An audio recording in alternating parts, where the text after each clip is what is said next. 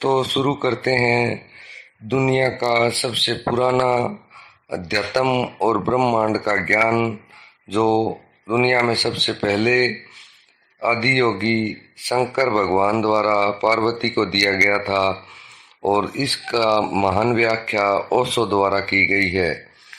यह विज्ञान भैरव ग्रंथ बुद्धिक रूप से नहीं समझा जा सकता और ना ही यह कोई दार्शनिक ग्रंथ है। तंत्र शब्द का अर्थ है विधि, उपाय, मार्ग, इसलिए यह एक वैज्ञानिक ग्रंथ है। विज्ञान क्यों की नहीं, कैसे की फिक्र करता है। दर्शन और विज्ञान में यही बुनियादी भेद है। दर्शन पूछता है यह अस्तित्व क्यों है, विज्ञान पूछता है यह अस्तित्व कैसे है। जब तुम कैसे का प्रश्न पूछते हो तब उपाय विधि महत्वपूर्ण हो जाती है, तब सिद्धांत व्यर्थ हो जाता है, अनुभव के अंदर हो जाता है। विज्ञान का मतलब है चेतना और भैरव का विशेष शब्द है तांत्रिक शब्द, जो पारगामी के लिए कहा जाता है। इसलिए शिव को भैरव कहते हैं और देवी को भैरवी, वे जो समस्त द्वैत से परे चले जाते हैं। अब पार्वती शिव से कुछ आश्चर्यजनक प्रश्न करती है। पार्वती कहती है, आपका सत्य रूप क्या है, आपका यह आश्चर्य भरा जगत क्या है, इसका बीज क्या है, विश्व चक्र की दूरी क्या है, यह चक्कर चलता ही जाता है, महापरिवर्तन सतत प्रवाह, इसका मध्य बिंदु क्या है, इसकी दूरी कहाँ है, अचल केंद्र कहाँ है, और रूपों पर छाप लेकिन रूप से परे यह जीवन क्या है। देश और काल, नाम और प्रत्यय के परे जाकर हम इसमें पूर्णतः कैसे प्रवेश कर सकते हैं। मेरे संशय निर्मूल करें, यानी मेरे प्रश्नों का सही से उत्तर दें ताकि मेरे समझ में आ सके। लेकिन यह संशय कैसे दूर होंगे, किसके ऊपर से। क्या कोई उत्तर है जो मन के संशय दूर कर दे। मन ही तो संशय है, जब तक मन नहीं मिटता संशय निर्मूल कैसे होंगे। शिव उत्तर देंगे, उनके उत्तर में सिर्फ विधियां है, सबसे पुरानी सबसे प्राचीन विधियां। लेकिन तुम उन्हें अत्याधुनिक भी कह सकते हो, क्योंकि उनमें जोड़ा नहीं जा सकता, वे पूर्ण है। 112 विधियां, उनमें सभी संभावनाओं का समावेश है। मन को शुद्ध करके मन के अतिक्रमण के सभी उपाय उनमें समाये हैं। शिव की 112 विधियां हैं। विधियों में से एक और विधि नहीं जोड़ी जा सकती, कुछ जोड़ने की गुंजाइश नहीं है। यह सर्वांगीण है, संपूर्ण है, अंतिम है, और यह सब से प्राचीन और साथ ही सबसे आधुनिक, सबसे नवीन। पुराने पर्वतों की भांति ये तंत्र पुराने हैं, शाश्वत जैसे लगते हैं, और साथ ही सुबह के सूरज के सामने खड़े ओस के कण की भांति नए हैं। ये इतने ताजे हैं। ध्यान की इन 112 विधियों में से मन के रूपांतरण का पूर्ण विज्ञान निर्मित हुआ है। एक एक कर हम उनमें प्रवेश करेंगे। पहले हम उन्हें बुद्धि से समझने की चेष्टा करेंगे, लेकिन बुद्धि को मात्र एक यंत्र की तरह काम में लाओ, मालिक की तरह नहीं। समझने के लिए यंत्र की तरह उसका उपयोग करो, लेकिन उसके जरिए नया ध्यान मत पैदा करो। जिस समय हम इन विधियों का चर्चा करेंगे, तुम अपने पुराने ज्ञान को, पुरानी जानकारियों को एक किनारे धर देना, उन्हें अलग ही कर देना। वे रास्ते की धूल भर है। इन विधियों का साक्षात्कार निश्चित ही सचेतन मन से करो, लेकिन तर्क को हटाकर करो। इस भ्रम में मत रहो कि विवाद करने वाला मन सचेतन मन है, वह नहीं है। क्योंकि जिस क्षण तुम विवाद में उतरते हो उसी क्षण सजगता खो जाती है, सचेत नहीं रहते हो तुम यहाँ हो कि नहीं। ये विधियां किसी धर्म की नहीं है, वे ठीक है, वैसे ही हिंदू नहीं है। जैसे सापेक्षवाद का सिद्धांत आइंस्टीन के द्वारा प्रतिपादित होने के कारण यहूदी नहीं हो जाता, रेडियो टेलीविजन ईसाई नहीं है। ये विधियां हिंदुओं की इजात अवश्य है, लेकिन वे स्वयं हिंदू नहीं है। इसलिए इन विधियों में किसी धार्मिक अनुष्ठान का उल्लेख नहीं रहेगा। किसी मंदिर की जरूरत नहीं है, तुम स्वयं मंदिर हो, तुम ही प्रयोगशाला हो, तुम्हारे भीतर ही पूरा प्रयोग होने वाला है। और विश्वास की भी जरूरत नहीं है। तंत्र धर्म नहीं है, विज्ञान है। किसी विश्वास की जरूरत नहीं। कुरान या वेद में, बुद्ध या महावीर में आस्था रखने की आवश्यकता नहीं है।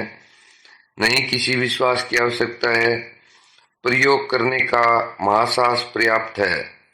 प्रयोग करने की हिम्मत काफी है। एक मुसलमान प्रयोग कर सकता है, वह कुरान के गहरे अर्थों को उपलब्ध हो जाएगा। एक हिंदू अभ्यास कर सकता है और वह पहली दफा जानेगा कि वेद क्या है। वैसे ही एक जैन इस साधना में उतर सकता है, बौद्ध इस साधना में उतर सकता है, एक ईसाई इस साधना में उतर सकता है। वे जहां है, तंत्र उन्हें आपात काम करेगा। उनके अपने चुने हुए रास्ते जो भी हो, तंत्र से योगी होगा। यही कारण है कि जन साधारण के लिए तंत्र नहीं समझा गया। और सदा ही यह होता है कि तुम किसी चीज को नहीं समझते हो तो उसे गलत जरूर समझते हो, क्योंकि तब तुम्हें लगता है कि समझते जरूर हो, तुम रिक्त स्थान में बने रहने को राजी नहीं हो। दूसरी बात कि जब तुम किसी चीज को नहीं समझते, तुम उसे गाली देने लगते हो। यह इसलिए कि यह तुम्हें अपमानजनक लगता है। तुम सोचते हो मैं और नहीं समझूं, यह संभव है, इस चीज के साथ कुछ भूल होगी, और तब तुम गाली देने लगते हो। तब तुम उल जलूल बकने लगते हो और कहते हो कि अब ठीक है। इसलिए तंत्र को नहीं समझा गया और तंत्र को गलत समझा गया। महान राज भोज ने पवित्र उज्जैन नगरी में तंत्र के विद्यापीठ को खत्म कर दिया। 1 लाख तांत्रिक जोड़ों को काट दिया। क्यों? ये क्या है, हमारी समझ में नहीं आता।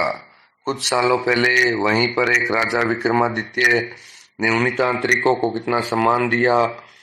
यह इतना गहरा और ऊंचा था कि यह होना स्वाभाविक था।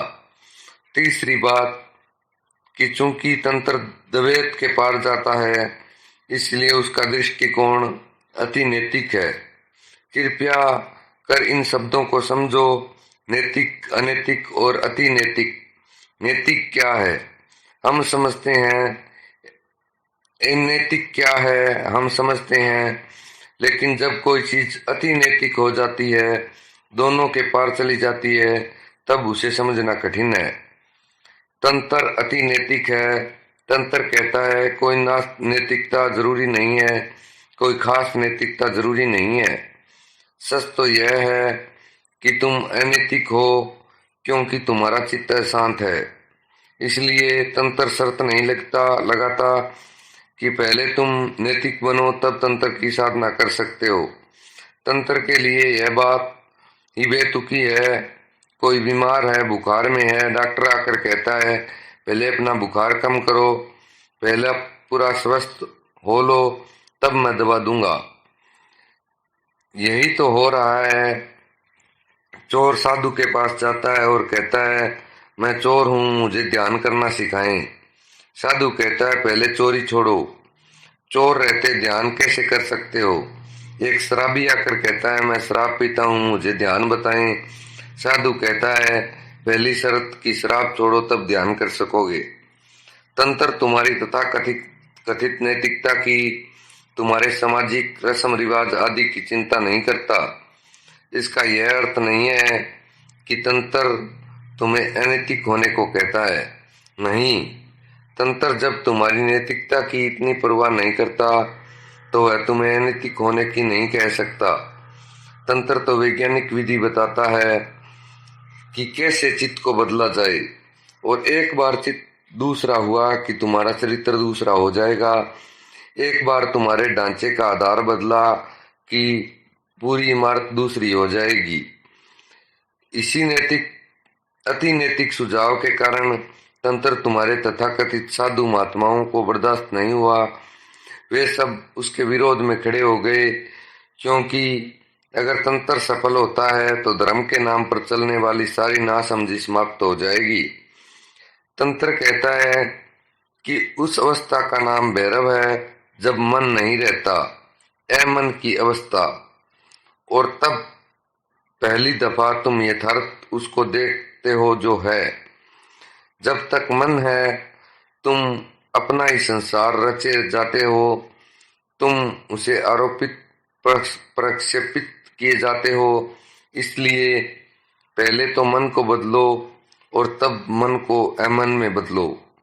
और ये 112 विधियां सभी लोगों के काम आ सकती है। हो सकता है कोई विशेष उपाय तुमको ठीक न पड़े, इसलिए तो शिव ने अनेक उपाय बताए चले जाते हैं।